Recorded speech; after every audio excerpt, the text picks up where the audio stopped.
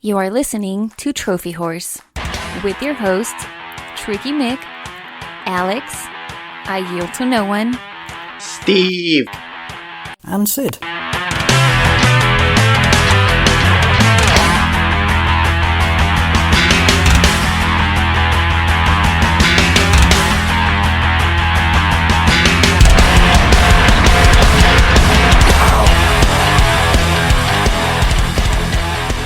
Hello, everybody, and welcome to Trophy Wars. This is episode 410. I'm your host, Tricky Mick.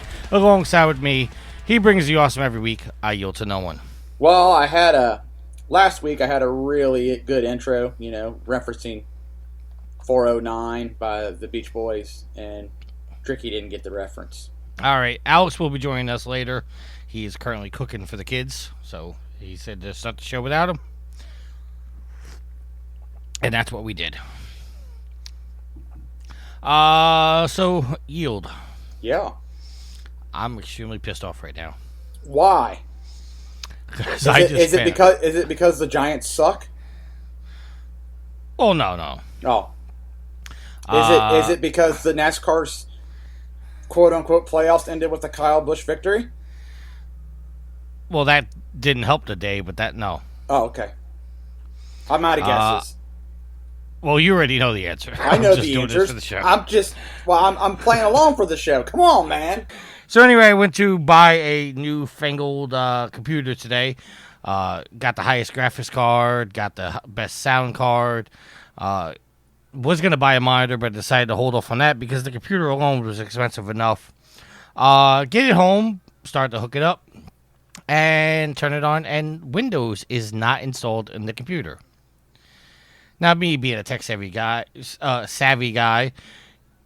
think, okay, no big deal. I'll install Windows, grab the Windows disk out of the box, walk over to the computer. There's no disk drive. Don't! So I call up customer support. I need to get this fixed. How can I do this? Because, I know the back end of how to do it, like go into DOS and do all that stuff. But I'm thinking this is a brand new computer. There's a warranty on this. I'm not going to take the risk of screwing something up. I'll just call them up. I call up customer support. Guess what they tell me to do? Turn it off, turn it back on again? No, stick the Windows disk in the disk drive. Did you explain to them that it didn't have a disk drive? Yes, I did. And what did they say at that point? Oh, you have a 15-day return policy. Just bring it back. You can get your money back.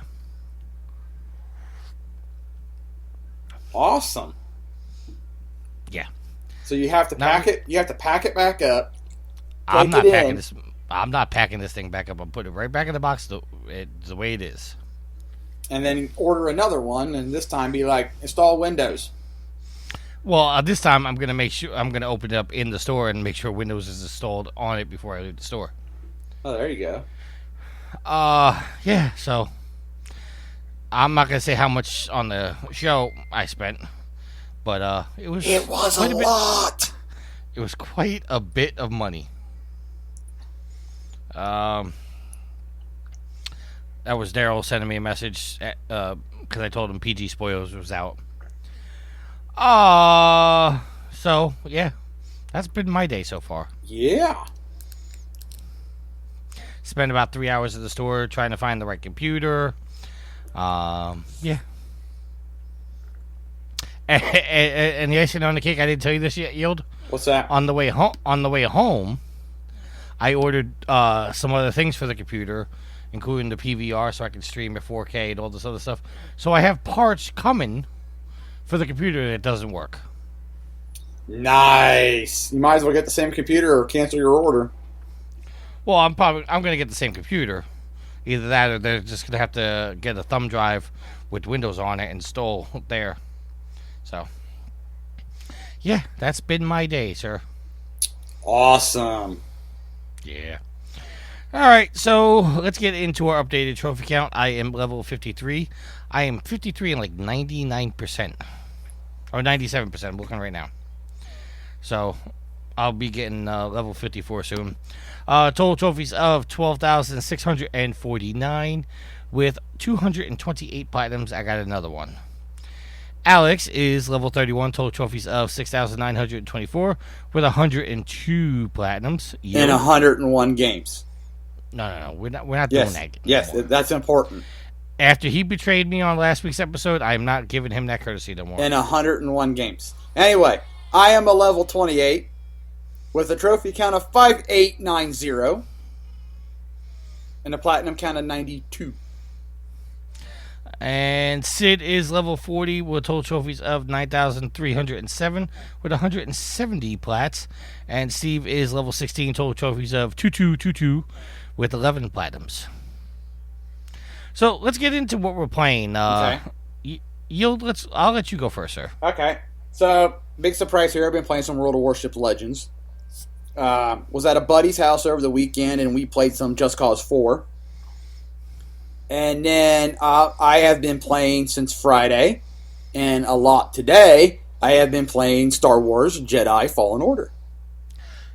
Oh, I got a funny story for you when I get to what we're playing. Okay, and that's all I've been playing. Okay. Just those 3 games. All right, so I have been playing more Death Stranding. All right. So, a buddy of mine on my system has been playing Death Stranding, and I'm like, so... On your system? Not my system, sorry. On my friends list, he's been playing, and I sent him a message, and I said, dude, is it worth the hype? Does it make any sense? And he was like, well, I'm starting to get into the game, but it is really confusing. So, with that being said, Tricky, do you know what the heck you're doing besides it being a walking sim and a delivery sim? No. Okay. But what does make sense is, if you remember last week, I was told you I got my first motorcycle, which doesn't really make sense to make deliveries on a motorcycle because all the ground is basically covered with rocks and you can't get any momentum because you constantly have to steer. And not to mention the steering in the game. I didn't mention this last week, but the steering in the game is horrible. Oh, so you're saying it's like driving a tank? Slightly better than that. Did you ever play Watch Dogs, the first one? Not yet. It's in my queue of backlog. Okay. But I heard that driving that driving wasn't the greatest either. Well, when it started off, when the game first came out, the driver was horrible. They wound up patching it, and it made it better. But what I did find is the cool aspect about the game is everybody works together to rebuild America. So, for example, if I go to a center, I can build a power tower. That's not what it's called in the game. I just forget what it's actually called. I think it's called a generator. But I can put a generator outside of that center. So when you come along, you can use that generator. Okay. But you have to connect each center to the grid. So when you okay, the best way I can explain this, let's say me and you, we both start out in New York. There's a center in Ohio. Okay. So now, as we leave New York, halfway between New York and Ohio, we'll get shut out of the grid. But up until that halfway point, everybody that's connected that hub in New York can all use each other's stuff. A ladder, a rope, somebody left a motorcycle. If you got attacked on your way and you drop some gear, I can pick that gear up and deliver it for you. Okay. So now, once we get to Ohio and we connect the grid, then all the distance between Ohio and New York is now connected to the grid. So there are aspects of where you can build a road. So as you come across these things, you can donate supplies to what they call an auto paver. And once enough supplies have been donated to the auto paver, roads get built. All right. Then you can ride your motorcycle rock free. Right. I mean, obviously on the roads. Obviously, if you're going to go off road, you still got that problem. But everybody works together. So you look at it as like, okay, I've completed Death Stranding. You say, and like, okay, one of your biggest gripes of playing the Division with me is that you actually wanted to play the game and didn't want me to come in and just like mass murder everything. You actually wanted to work your way through without being pulled through. Yes. Death Stranding lets me pull you through, but it also allows you to play the game to a certain point before it allows my help to you. Even though we're not playing together. Does that make sense to you? Sort of. Okay. So, let's say I get to a mountain that you have to cross in the game. All right. If I have a ladder, I can put that ladder up and I go up the ladder, and my ladder stays there unless I destroy it. Now, once I get to the top of that mountain, I can then put a rope down on the edge of the mountain and throw the rope across the side. So now as you come across, let's say you don't have a ladder and your boots are wearing thin and whatever, you can actually use my rope to climb up that mountain. Okay. So in that aspect, that's what Death Stranded is. It's about rebuilding America, but I still haven't understood why the BTs and the BBs, like, that just hasn't occurred to me yet. But I got a little bit of the story, so it's all starting to take shape, but it's just not all the way there yet. Gotcha. Playing some more Division 2, obviously. You played a little Rock Band, something you didn't do. No, I didn't. Mm-hmm.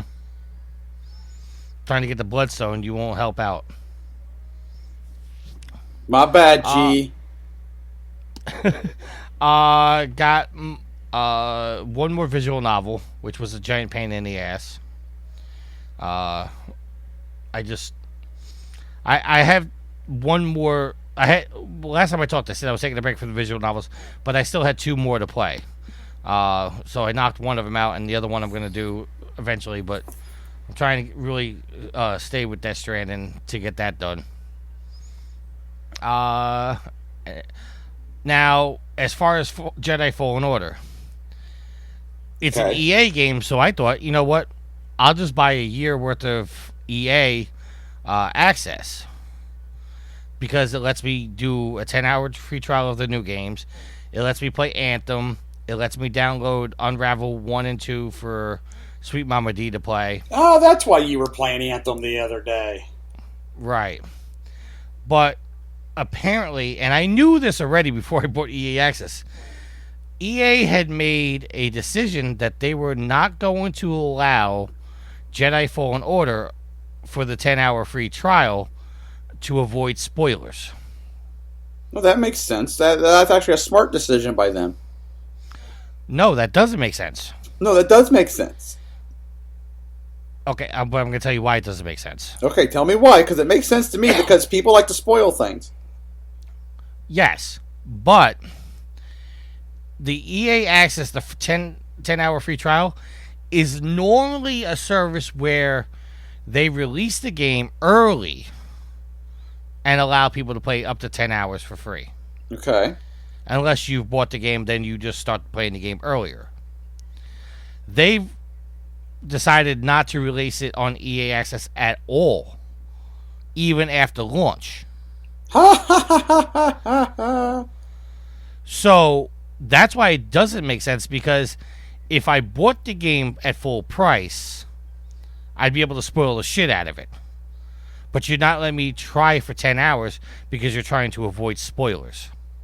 They just need a different reason, but that's funny stuff. So the whole reason I bought EA Access for the year, which only cost me $30, I'm not really upset because I was able to play Anthem. And like I said, I'm also able to get Unravel for Sweet Mama D. You wanted to play Anthem? Yeah, I wanted to try it out. Oh, okay. And we have a story in the agenda about that.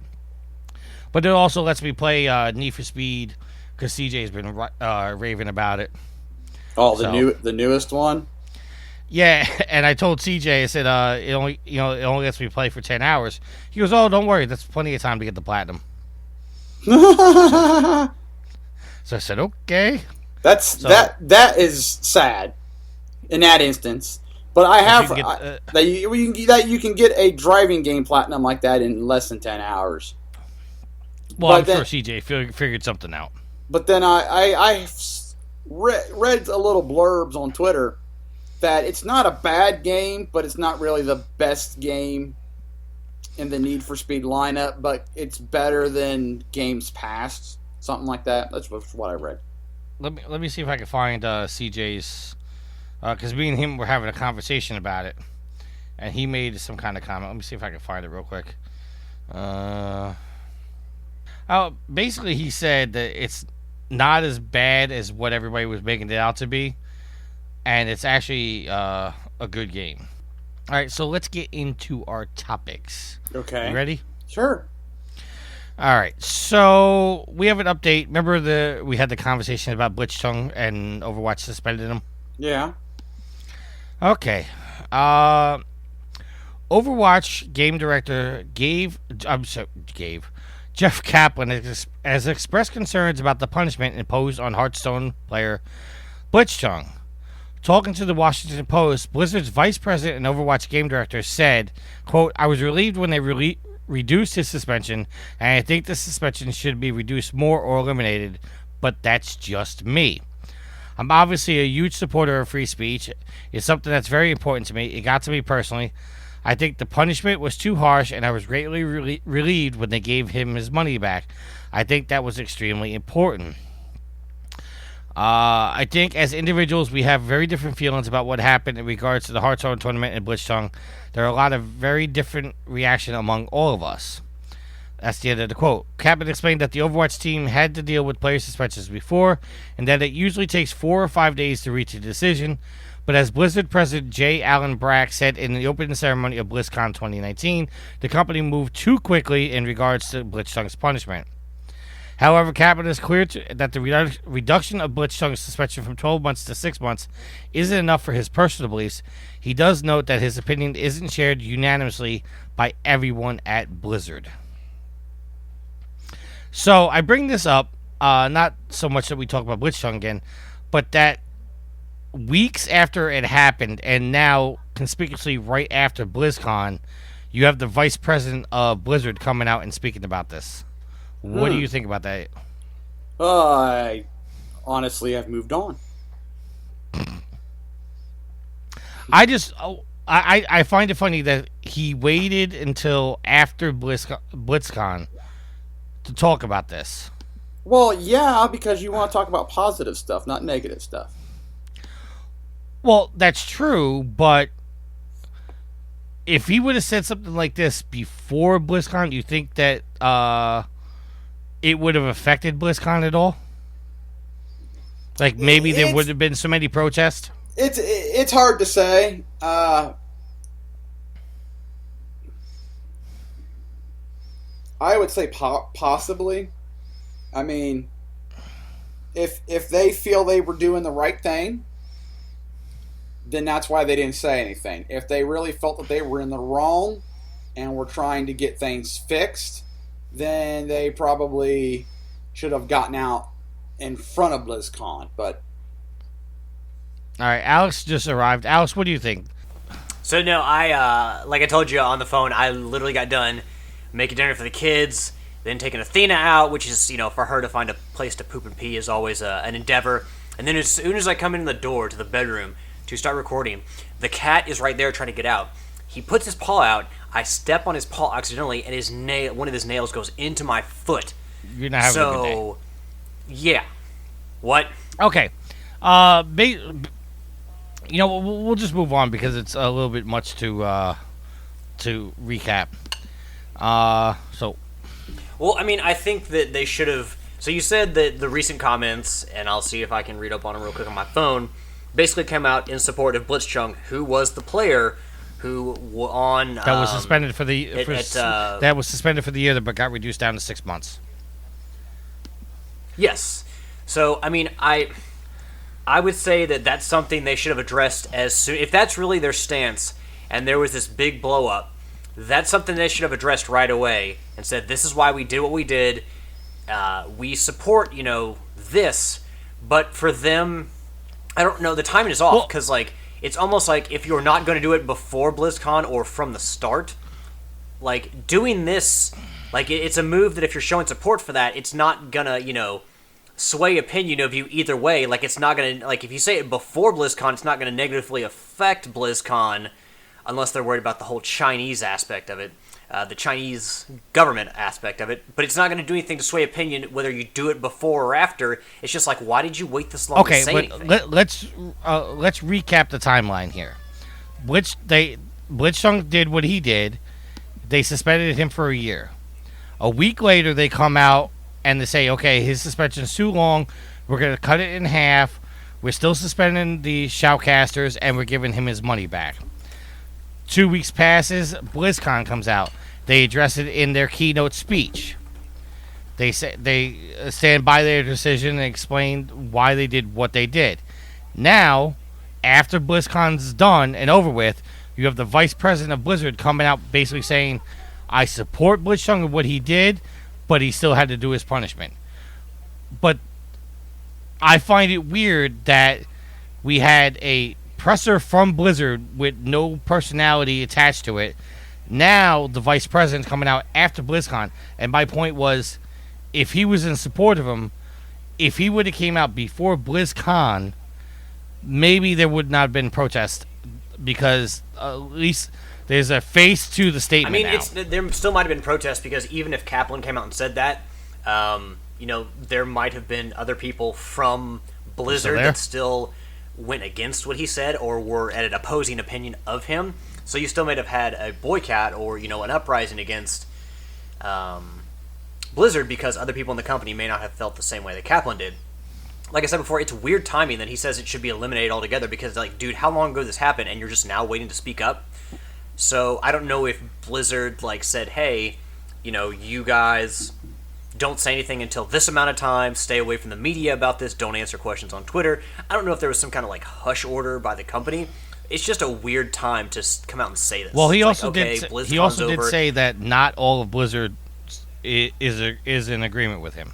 No, it definitely is odd. And, you talk about lawyers and making sure that legally you don't do anything to kind of trip up the company or yourself. It's been long enough for the lawyers to look through this, so quite frankly, it's just odd timing in general, and I don't understand why he waited until now to come out. It doesn't, to be honest, make them look any better. It may look Kaplan better, but it doesn't make Blizzard look any better regardless. All right, so we're going to move on now.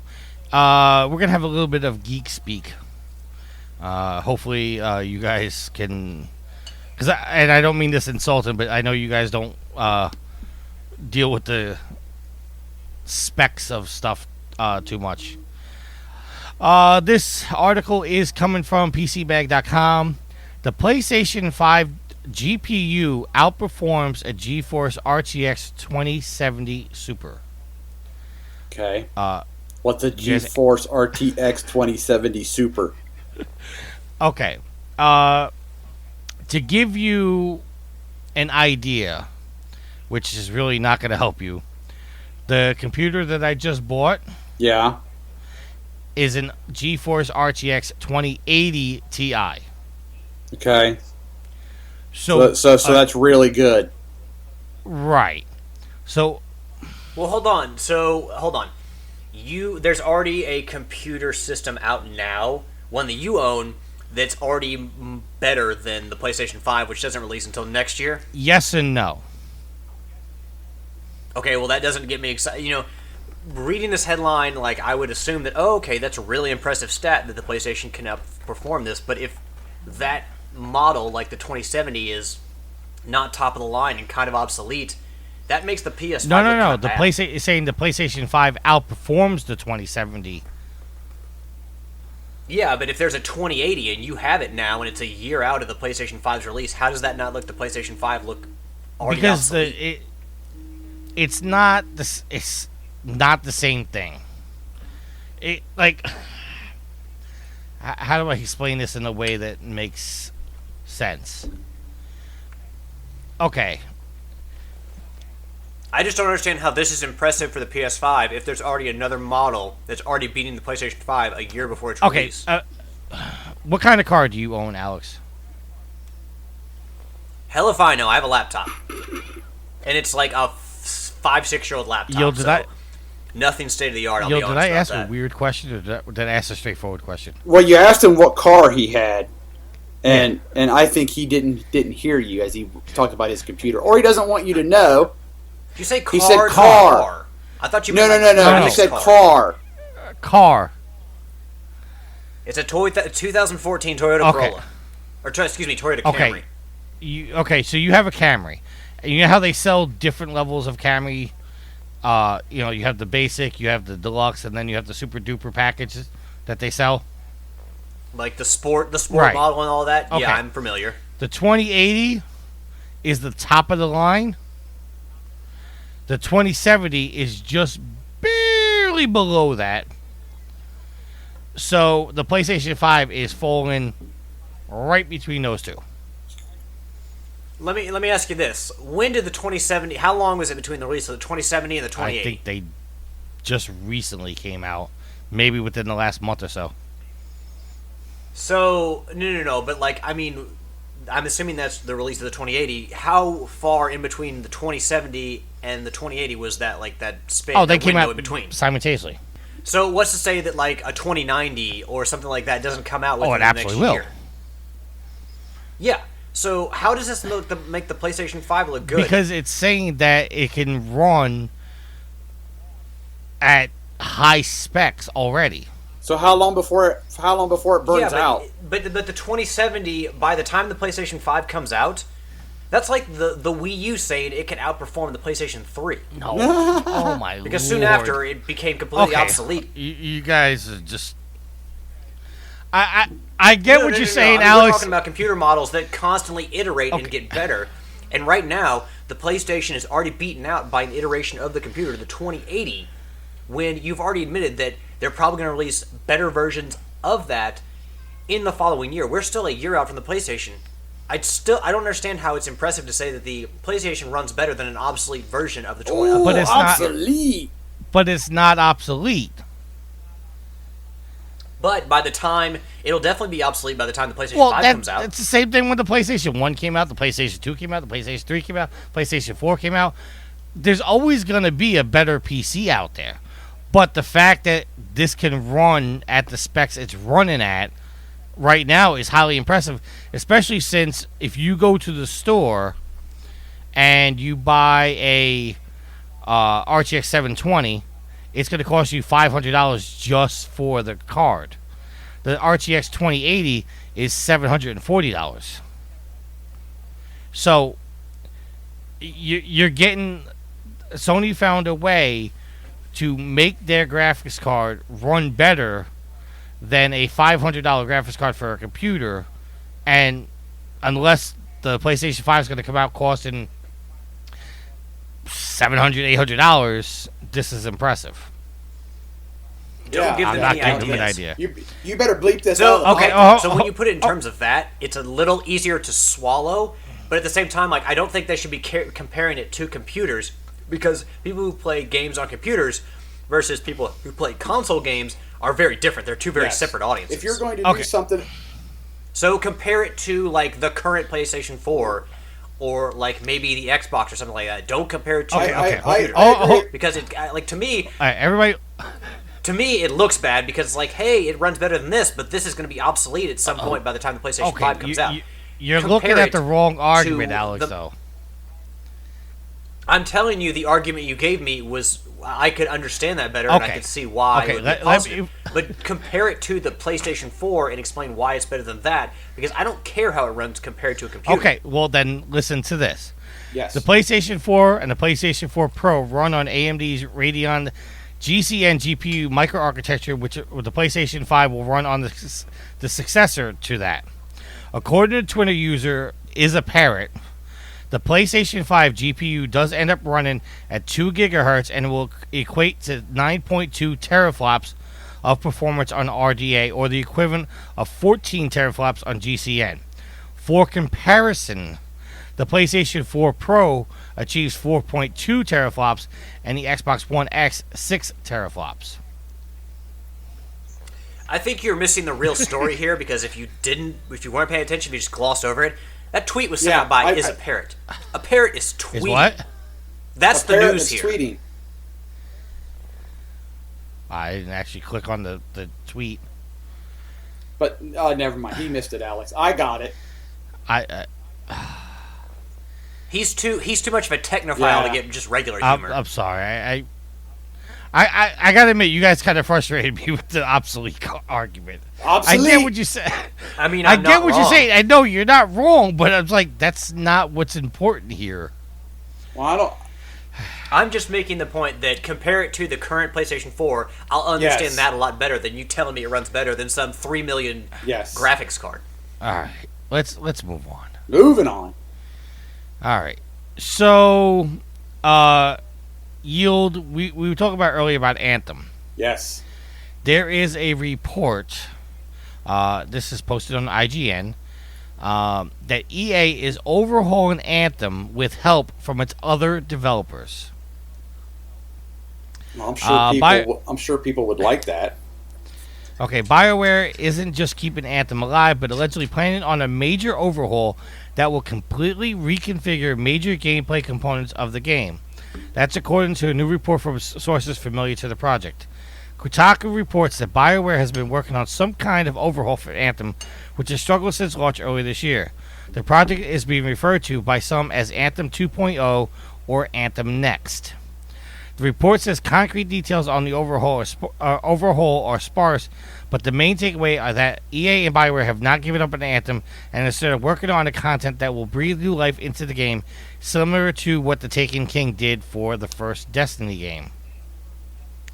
Kotaku's sources familiar with Anthem 2.0 say plans that say the developers are looking into completely overhauling core Anthem systems like loot, quest, and social elements.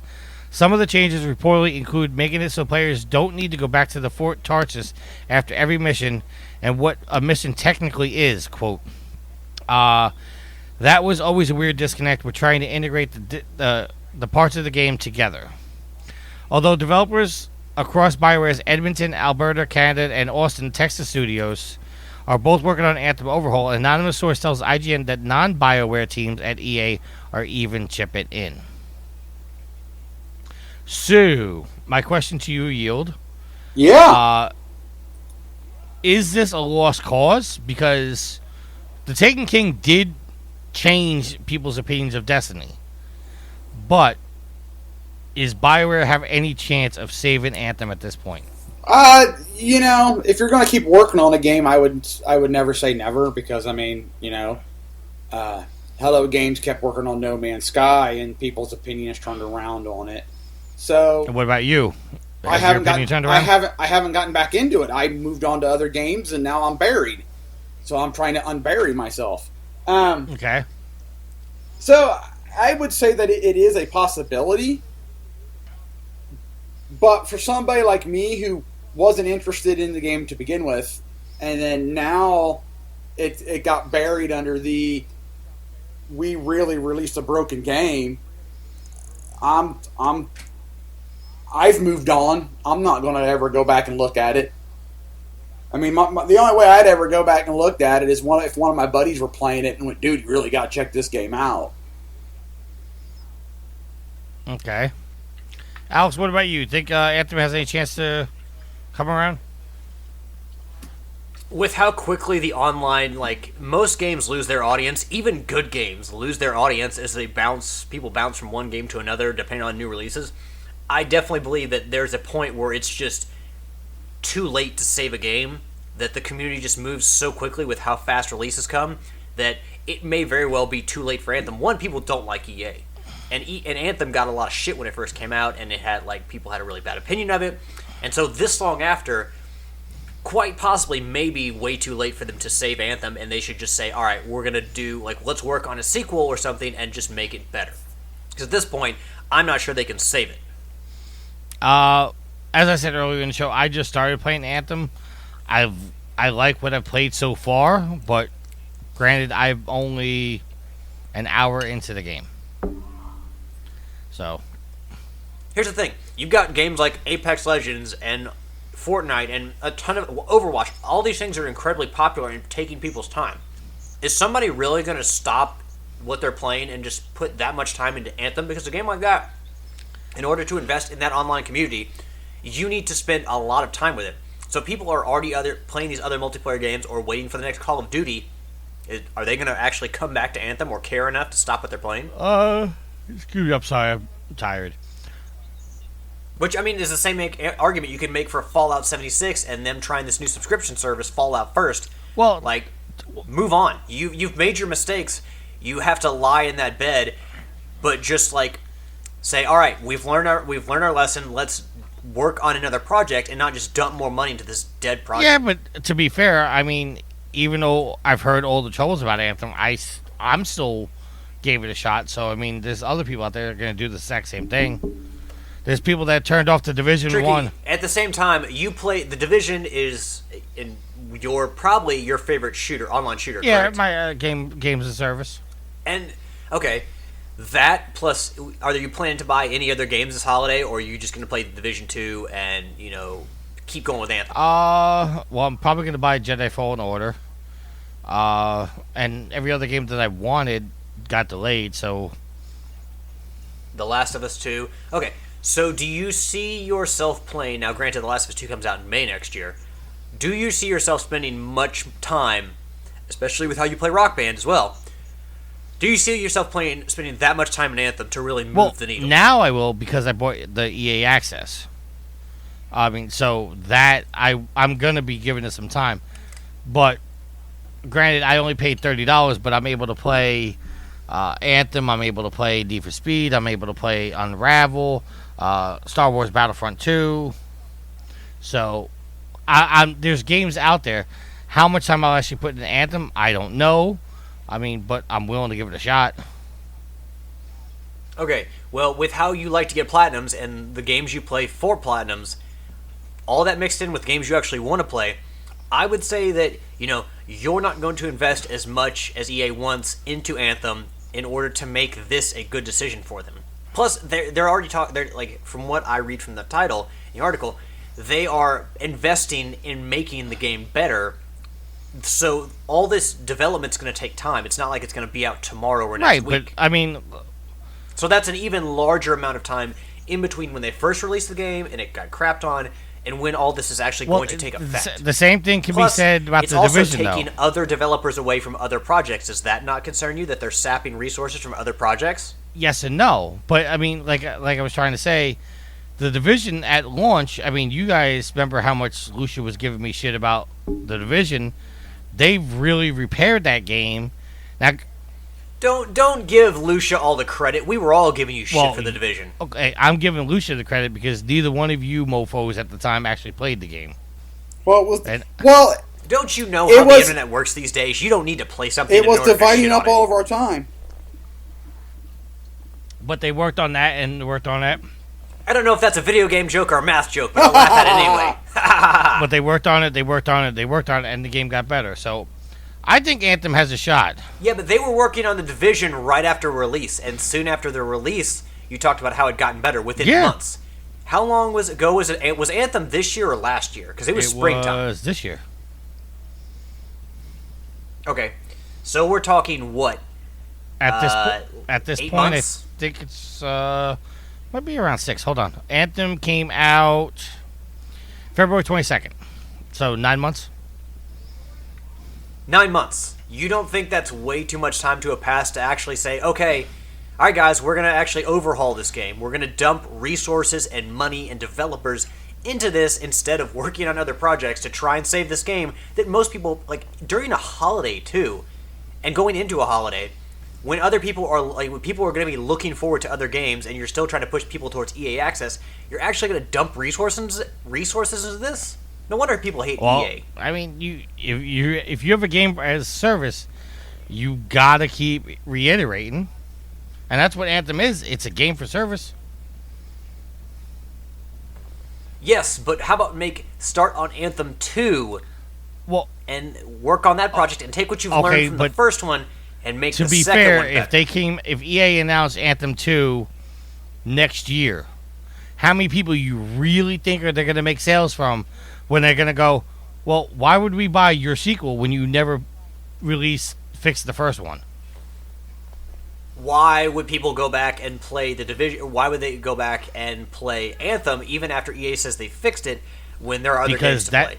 Because now, when they do announce Anthem 2, the people that have Anthem will say, well, let me go back and see how they fixed it, and maybe they learn from their mistakes. But every game has a tail to it, a lifespan. And I would say that with all the problems that Anthem had and all the middling reviews they got, that its time has passed. And you can do whatever you want to the game, but the audience has moved on. Okay, but there are exceptions to the rule. I mean, look at...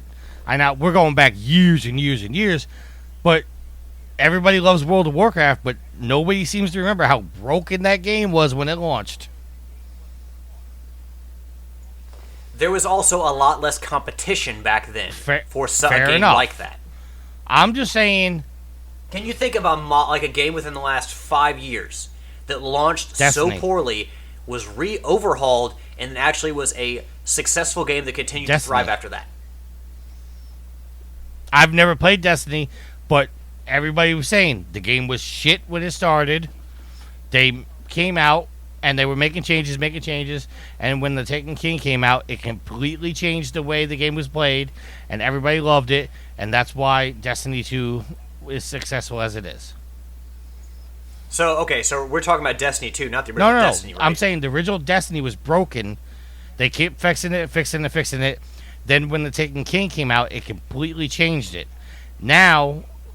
Yeah, but how quickly were those fixes implemented, and how out in the front were they in front of those fixes? Because EA hasn't been out front about this, and now it's 9 months later, and they say, okay, we're going to overhaul it. And at some point, the audience is gone. Destiny... And no one's listening, because all this stuff is hidden on, video game news sites, video game blogs. I'll be up front. I don't go and read video game news all that often, hardly ever, because quite frankly, I used to do that. I used to consume as much as I could. Nowadays, I'm just not all that concerned about it. So how many people are actually reading this news that they're going to overhaul it, like this interview, and they actually know that and will come back to the game? Most people probably don't, unless you're on a podcast or you work for a news site and you need to report things. Well, The Taken King came out September 15th of 15, and Destiny launched, a year earlier. So a year later, a year and a week later, is when they finally changed the narrative on Destiny.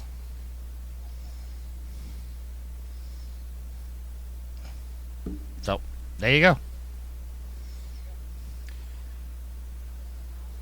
All right. I mean, I still think that if they're updated, because that was the Bungie crew, yes, right? That was the ex-Halo guys. Yeah, Bungie's got a pretty big following of fans, so I would say they get more leeway. Because who developed Anthem? BioWare.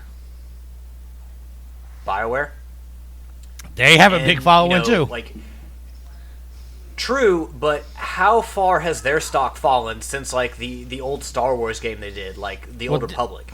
Because people don't have the same opinion of BioWare that they used to. Well, BioWare made? Hold on. They made the Dragon Age games. They made the Mass Effect games. Okay, well, first of all, the latest Mass Effect game, I don't know if you remember, was kind of a flop. And 3 was mired in controversy. Yes, but they also fixed 3. Also, Dragon Age, not all of those games have been hits. Yes, they Dragon have been Age popular, Inquisition and some of them have reviewed very well, but also there have been misses there too.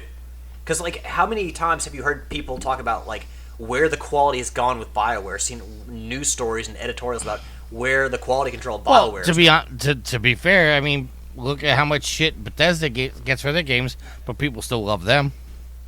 And basically every freaking... That's because we're fools. Every single Bethesda game comes out and it's broken at launch, but people still buy their games. Well, we'll see about that going forward, because after the whole Fallout First debacle, Who knows? Maybe people will start turning into. All right, so let's move on here. We have 2 topics of the week, which I'm probably going to cut one of them because we're getting a little long on time. So, Yield, I'm going to let you choose which one we talk about. And if we go through it quick, then we'll do the other one. If not, we'll cut it. All right. We can either talk about what Kojima... Hold on.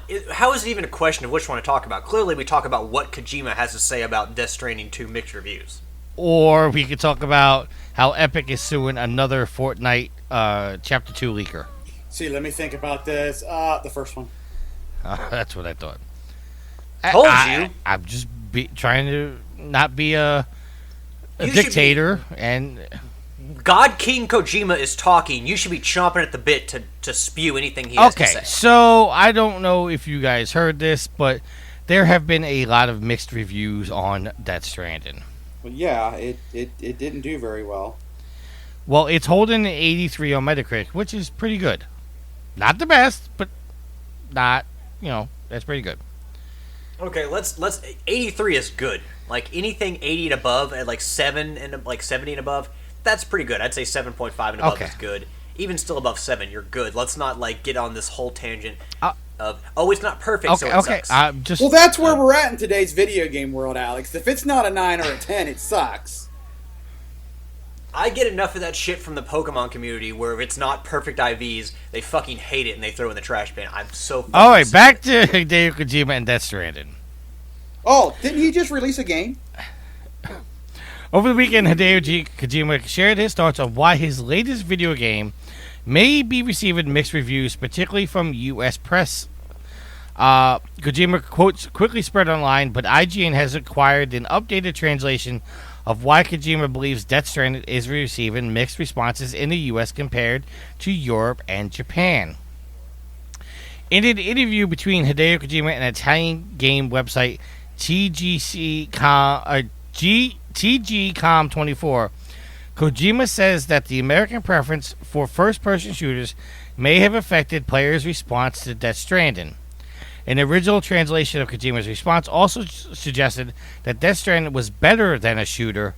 However, IGN's version of the quote finds that part to be inaccurate. And IGN's independent translation of Kojima's answer says, quote, I must say that the game has received some enthusiastic reviews, above all in Europe and Japan. Here in the US, instead, we've had stronger criticisms. Perhaps it's a game that's difficult to understand for a certain type of critic and some of the public. Americans are some of the biggest first-person shooter fans, and Death Stranding isn't that. In a follow-up, a representative from Sony also provided a translation of Kojima's final line in the quote. According to them, Kojima said, quote, in America, there are a lot of FPS fans. Maybe those fans are saying this is like a different game and are not rating it very high. In either case, Kojima does seem to say that a cultural preference for shooters in the U.S. may be skewing the reviews for Death Stranding, but it doesn't appear as though he is claiming that Death Stranding is a better than a first-person shooter game. So, I don't know why he assumes that we all like first-person shooters. Do I like some first-person shooters? Okay. Yeah, with the right twist, the right story, the right characters. Alex, hold no. on. I don't want you to go down that path yet because I want to point something out. This is coming from Kojima speaking Japanese to an Italian website, so there's a translation there, and then what the website is posting is from there being translated into English. So you have 3 different languages and 2 different translations going on at the same time. So we don't know exactly what the hell he was actually saying. So is this why you didn't want to talk about this story? Because you are going to throw out that tangent? The point is that it's news because a game director is making a comment about why his game is not being rated as well as other places. Like, I'm sorry, that's not a story to me, in the fact that that's like somebody coming up to me and I'm getting pissed off because somebody doesn't like this episode of Trophy Horse. I'm biased. I recorded the episode. I edited the episode. I'm biased. So me going around bitching and complaining because somebody doesn't like a particular episode of Trophy Horse, it's a non-story. Look, I respect all the work that Hideo Kojima has done, and he comes across as one of those guys who's like, I'm going to do what I want to do, and I'm going to develop the game that I want to develop, and tell the story I want to tell, and whether you like it or not, I don't really care. I think his reasoning that people, if that is what was said, if that was the intent and the meaning behind his words, I think it's ridiculous to say that people don't like this game. It got bad reviews because, or I should say mixed reviews, that people in the U.S. like first-person shooters and they don't really prefer anything else because they're too busy playing FPS games. Yes, first-person shooters are a very popular genre of game in the U.S. I personally do not prefer them to other styles of games, action-adventure, story-driven games. Like, yes, I will play some FPS games, but it's got to be told in a certain light. There's got to be a certain story, plot to it. Generally it's like a sci-fi theme to it. But to generalize an entire, sect of gamers, based on their geography and say, well, they poorly reviewed our games because it's not a first-person shooter. Okay, well then why didn't the Metal Gear games get, lower scores or more mixed reviews? And that's a fair point. And so if that is his reasoning, it's terrible reasoning. Okay, there's other, Yield, let you go first and say your piece, because there's another controversy with game review for the game. So what do you think about Hideo's comments, Yield? Well, I mean, I'm in the same boat as Alex, as in I'm not a huge fan of first-person shooters. I am a third-person guy, but I understand what he might be saying in the sense that that game may have not set well with the Western audience over here. But saying because they like first-person shooters more, I don't really necessarily agree with that because, I'll play a first-person shooter if I enjoy the game.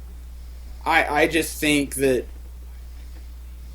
it wasn't a Metal Gear game, so you kind of lost that fan base, and even you yourself said the whole time this game was coming out, everybody was like, well, what the hell am I playing? And so until that and gets... I'm playing it now, and I'm still asking that question. That's what I'm saying. So unless you were a huge Hideo fan, he's not doing Metal Gear, so a lot of those people were probably just sitting back and waiting to find out what kind of game it is. They didn't just rush out and blindly pick it up. Well, they're also saying that, and I haven't experienced this myself, but they're also saying that this game is making a strong political statement about the current status of the United States. Well, maybe. You never know with Hideo. He likes to troll people.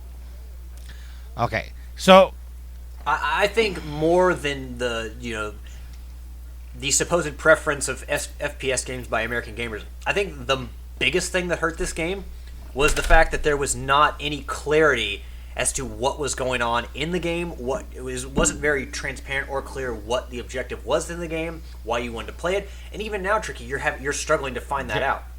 So I think that definitely hurt it, and maybe people were looking for reviews and to hear word of mouth once it came out to better understand the game. We don't have that, and the reviews are mixed. So how is that not the most hurtful thing for the game, rather than the idea that people like FPS games and they can't properly review anything else? Okay, well, talking about hurting the game, let's talk about the controversy. I didn't put this article in the agenda because I actually just remembered it as we were talking. But did you guys hear about Famitsu's review of Death Stranding? No. Okay. So, apparently, and I haven't seen this for myself yet, so I'm speaking on other words, there is a cameo of Famitsu in the game.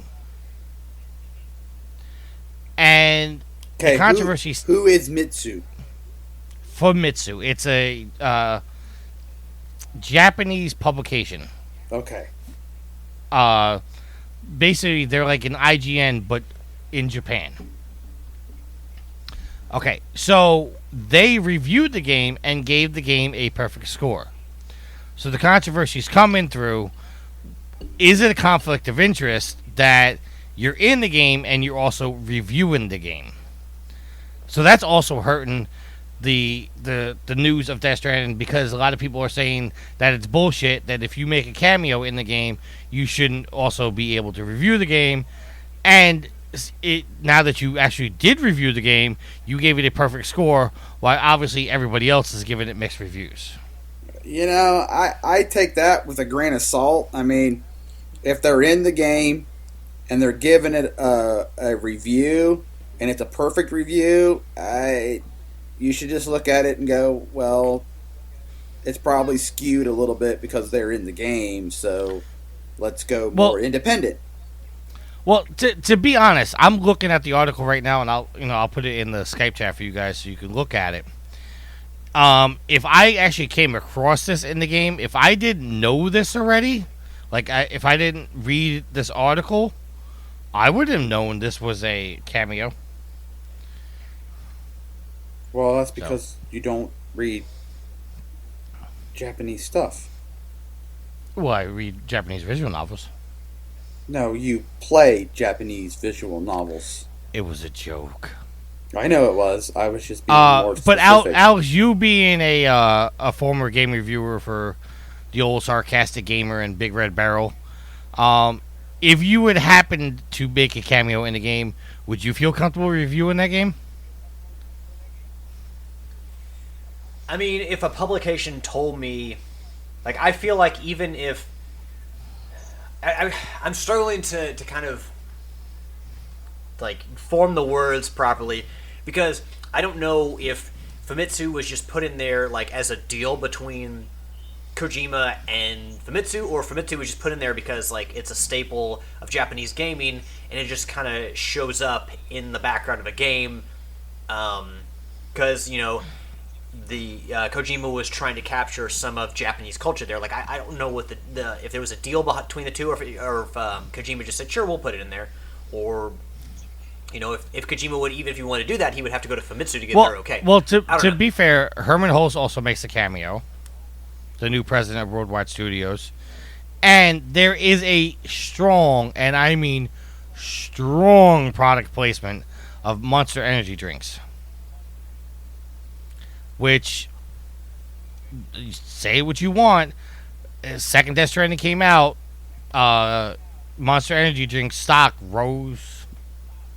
I literally just did a mission in the game where I'm not even joking. I had to deliver a pizza, and one of the requirements was to make sure that I kept the pizza flat, because if it turned sideways, I would damage it. But there was no Pizza Hut or Domino's or Papa John's marketing. It was just, deliver this pizza. It would seem odd that Famitsu would be in there as a publication, like a big Japanese review publication. So I don't know. It's very odd. And you said they gave him a perfect score? Famitsu gave it a perfect score. Well, that seems... Did anyone else give it a perfect score? Yeah, other people gave it perfect scores. But okay.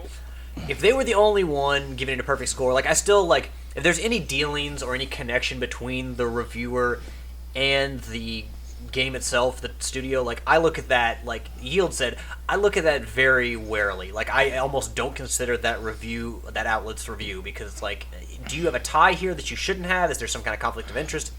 Whether there's one or not, I don't know. But it makes me, I look at that and say, okay, I am not paying attention to your review because I don't know what's going on in the background there. So I take them out. If I were a reviewer asked to do this for Famitsu, I would do it because it's my job.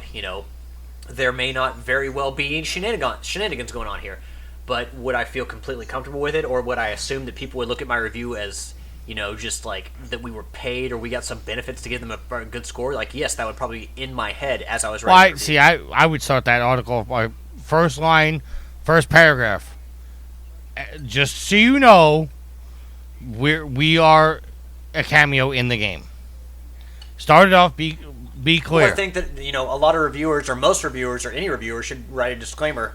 hey, like, we got a review copy of this game, or we bought the game ourselves. If you get it, like, if you're writing a review, that kind of disclaimer of how you got the game or any relationship you might have with the developer needs well, to be see, out there. FCC regulations. I don't know if you guys are aware of this. You get anything from Sony, the FCC requirement is you have to mention that you received a review copy of whatever product, whether it be a PlayStation 4, a video game, a controller, a statue, whatever. You have to mention it. And on Prove a Gamer, if anybody writes a review and we got a review copy, I make sure at the bottom of it, it says this product was supplied to us by a developer for and was reviewed on whatever system. So, there you go. All right, let's close out the show, gentlemen. Let's clean this shit up and deliver some pizzas. But don't turn those pizzas on their side. Don't. Yeah, Remember don't to forget drink to drink. Monster I want Energy. to drink. ProvenGame.com is looking for some writers, podcasts, and video as news reports, and generalized help with site. If you're interested in applying, go to ProvenGame.com, click on the Help Want tab, and fill out the application. I will get back to you as soon as possible. While you're there, be sure to check out all of the articles and all of the videos. Speaking of videos, they can be found on YouTube by doing a search for Official Proven Gamer. You can also catch me streaming at twitch.tv/Proven Gamer as soon as my flipping computer works correctly. Flipping computer works correctly, man. I was gonna curse, but my sweet Mama D is like 10 feet behind me. Man. Anyway, continue. If you want to get a hold of us, there are several ways to get a hold of us. The first one is our phone number. She's behind you. Was that Yeah, my I'm cue? waiting for, Was that I'm my waiting for you cue? to say that. 'Cause Yes! You didn't say yield.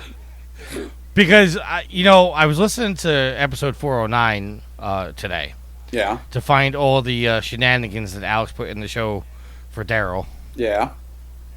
There were only 2 shenanigans. Well, actually, one was a clarification. The other one was a Daryl shenanigan. And actually, not a shenanigan because he deserves due credit. If you're going to sit here and toot your own horn, Tricky, every week. I'm the pimp of the show. I get to toot all I want.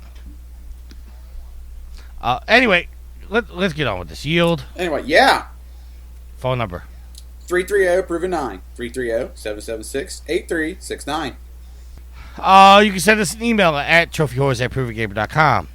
If you want to get a hold of us on Twitter, you can contact us at the site, at Proven Gamer, at the show, Trophy Horrors, at me, Tricky Mick, Yield, I yield to no one, and Alex at Sondosaurus Rex. If you listen to this podcast, we greatly appreciate it, but be sure to listen to our other podcasts, PG, Spoilers, and Game Stuff. Well, hold on, Tricky. I'm sorry to interrupt, but, like, you like to, toot your own trophy count, like, did you earn any new platinums this week? One. Okay, well, I missed that part of the Okay. show. Well, shit, man, what was I the couldn't platinum? tell you. It doesn't matter what the platinum is in! Praise King Daryl! You really interrupted me just so you can rock me Yeah, and he praise did. Daryl. He did.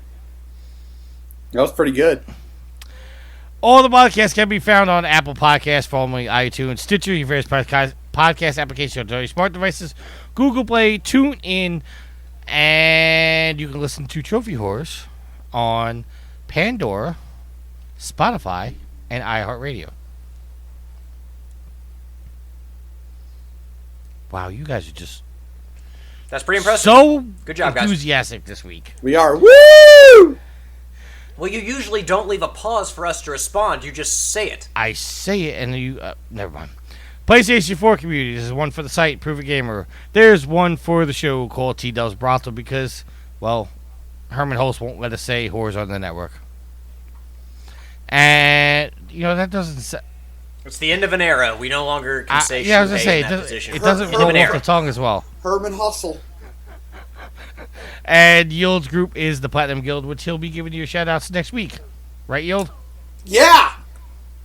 Because you forgot this week, didn't you? I did. I was playing Jedi Fallen Order. How was that, by the way? I'm enjoying it. I really, so, it takes place, I won't say right after episode 3, but, in the years after episode 3. So it was really cool. This is right at the beginning of the game. You're working on basically, a scrap yard, and the Empire is scrapping all of the Separatist ships. So it's pretty cool that in the background you see all the Separatist ships that are crashed on the planet, and they're bringing them down from orbit down so they can be scrapped out to be used for the Empire war machine. And so it was pretty cool to see all those old ships. All right. That is the end of our housekeeping. But we do have some sponsors. Alex, tell us about Humble Bundle. I almost thought about pulling a yield there and just responding with yes. You should have. Tell us about Humble Bundle is a charity initiative that every month they bundle together digital goods, games, books, all this different kind of stuff, and they sell it in tiered bundles at reduced prices. So even if you have to pay $20 to get all the video games in a bundle, you're still getting a much better price than paying $250 or so for them. And again, the money does go to charity, so the more you can pay, the better. You kind of get you get to name your price for each bundle, but again, you have to hit certain benchmarks as far as how much you pay in order to earn everything. So you can set the bar really low, but the more you can give to the bundle, the more of the bundle you'll get, and then you're also helping more people via the charities. So it's best to give as much as you can. Go to humblebundle.com to check out what they have for this month on offer, and then also sign up for their electronic newsletter to keep up to date on the latest. Yield. Yes. I'm trying to see what I want you to tell us about. Tell us about Amazon, and don't tell me it's a rainforest in South America. Well, no, I was just going to tell you it's not another river in South America, but it's also a big rainforest in South America. What else would you like me to tell you about it? You want me to tell you that about someday drones will be delivering your packages from the Amazon rainforest? No, I want you to tell me how the listeners can help support us by using Amazon. So if they go to provengamer.com first, on the side of the screen, there's an ad for Amazon. And if you click on that ad, it takes you over to Amazon and allows you to do your shopping as you normally would. Everything that you buy there, a tiny little bit, gets kicked back to provengamer.com, and it helps us keep the lights on, helps us pay for the big mansion that Tricky bought us all to record in. But no, I won't say that because it's funny when people do it and they don't realize it. So never mind, I'm not going to say that. Continue on with your shopping as you normally would. It helps us out greatly, especially at the holiday season. Yes. Yes. And I'm gonna tell you. What are you gonna tell us? Oh God, why are you being annoyed? Because I can right now. All right, Alex, tell us about Extra Life, and then I have a special offer that I put out on Facebook today. In case anybody didn't see it, I'm gonna mention on the show. Alex, tell us about Extra Life. Extra Life is a charity initiative every year that supports the Children's Miracle Network of Hospitals. So it's basically a 24-hour gaming marathon in which you game all day and you collect donations or sponsorships for your gaming marathon. We recently finished Extra Life earlier in November, so they're still collecting money until the end of the year if you want to donate. But you can go to extra-life.org to sign up to continue raising money or to donate money to somebody else's cause. What you need to tell people if you choose to support Extra Life and play for Extra Life is that 100% of the money that you collect, your donations, your sponsorships, will go to the Children's Miracle Network Hospital that you've opted to represent. The motto for Extra Life is play games, heal kids. It is the best example of a win-win situation you have ever heard of. All right. I'm looking right now and it just messed up. So far this year, Alex, how much do you think Extra Life has raised? 13 million? Close. 12.5. I was just rounding up. Well, I'm sure we're going to crack 13 million. So, what is my offer? Well, there are some people who are going to remain nameless until my shout-outs that reside in this house that do not want to see the hair on my chinny chin chin anymore. So, one of my coworkers talked me into this. If I reach my goal, which I am currently $495 off of, I am willing to shave off my beard and keep it off for a period of 1 year. So, Your face will look awful naked when you show up without a beard on. Guild, what do you think about that? You think that's fair? Sure. I think it'd be kind of funny. Kind of funny. Yield just wants to laugh at you. Yes.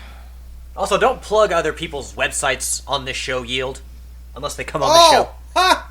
Ha ha! Ha ha! I did that inadvertently. That's pretty good. You didn't hear me when I go with ha, kind of funny? No, I didn't. All right, so last sponsor is Patreon. If you go to patreon.com/ProvenGamer, no matter what tier you decide to support us at, know that it helps you keep the bills on, helps pay for this big, beautiful mansion that we can't afford. And thank you for our Patreon producers, Felicia Steph and CJ Anderson.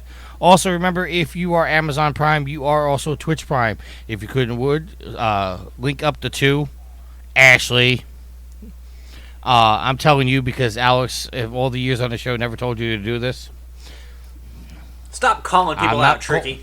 Worry about yourself. I'm only calling her out because I don't know if she told you, but I sent her a message saying, hey, do you know if you're Amazon Prime, you're also Twitch Prime? She goes, no, what is that? I said, you really don't listen to the housekeeping. But she won't get that reference until she actually listens to episode 409. Yeah, link the two up. Come to twitch.tv/ProvenGamer and click the subscribe with Prime button. You do have to do it every month, but that good guy Tricky, he sends a reminder to do it. Unlike the goddess who I told to do it, and she goes, I don't know how to do it. Yes, I'm calling her out. How many people are you going to call out during this segment of You have no idea how frustrated I am with this damn computer. Alex, I know you missed that part of the story, but basically I spent about 3 hours in the store trying to find the right computer, spent a buttload of money, come home, and they forgot to install Windows into the computer, and me being tech savvy, I said, you know what, I'll do it. Grab the Windows disk. There's no disk drive on the damn computer. So I'm really pissed off, so I'm calling everybody out. Okay. Shout-outs. Alex, we'll start with you. Want to give a shout out to the fuel to the fire that is Trophy Whores. The listeners, thank you all very much for your continued support of the show, pushing us to even greater heights and continuing to help the show grow, get on new platforms like Pandora. Without you all, we wouldn't be on iHeartRadio or Spotify. So thank you for continuing to support the show with your ears. Also, I mean, if you want to support us with your mouth, that sounds kind of dirty. But what I'm saying is, if you want to, spread the word of Trophy Whores, tell all your friends, tell your coworkers, tell your family about it, tell them to listen to Trophy Whores, we would appreciate it oh so very much. Also want to give a shout out to Steven and Andy, who, if you did not hear, have recently left the Proven Gamer Podcast Network, but they are still doing the Nintendo Dual Screens. They're just doing their thing over on the new website, dualscreens.com. So big shout out to those guys. Also, I want to give a shout out, last but not least, to my loving girlfriend Ashley, who I love very much, and who is, just amazing, though. So, thank you very much, honey. I appreciate you so much. Yield your shout out, sir. So, I would like to give a shout out to you, the Pimp and the Madams of the Whoredom. Thank you for downloading, listening, and interacting us on the PSN, Facebook, or in our groups. Hey, shout out to Alex for not only making supper, but then turning around and recording a podcast. Shout out to Tricky, because he put together the show and he's editing this week. And a shout out to, because it's kind of funny, the people who borked his big old expensive gaming computer. I hate you right now. I know. People love to hate me. Ask people at work. I'm just bringing all kinds of fun and awesomeness. EA is normally the evil empire, but I am enjoying Respawn's Star Wars game so far, so I will give a little shout out to them. And that'll do me for the week. Alright, my first shout out is to the recorder I used last week's show, because if I have to say so myself, that audio was pretty damn good. Alex, what do you think? Guess he didn't like it, or he walked away. Alright, I want to give a shout out to Sweet Mama D. who I just had to send to bed and have to edit that part out of the show. Shout out to the goddess, who is over in the kitchen currently about 10 feet behind me. Get ready to make me some chicken cutlets for dinner. I thought I just saw something fly by my head. And shout out to the listeners. Thank you very much. And if there's nothing else, until next week, happy trophy hunting. Bye. Later. Save your last words. Save your last words. Please don't be there. Save your last words. Please don't be there. Save your last words. Please don't be there. Save your last words.